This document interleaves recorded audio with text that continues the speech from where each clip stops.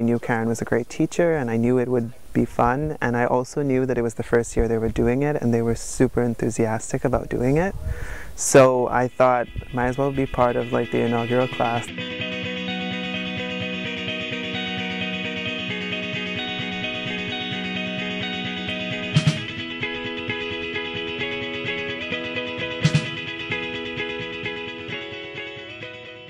One of the things that I have learned that I've never really had experience with before is how to like do a field notebook.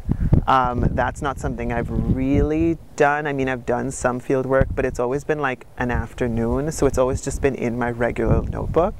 And like the kind of like structure of how to do it, I think like that's not a skill I would have like developed like on my own to the extent that they're like holding us accountable for it.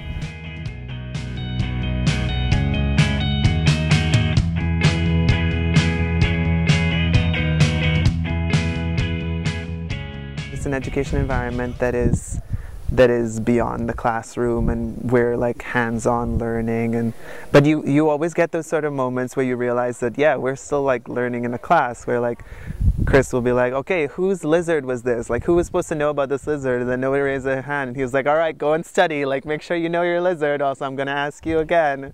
I'm enjoying it. It's a lot. It's very different than, like, as I said, that I'm used to in terms of like the level of detail that we go into in individual organisms.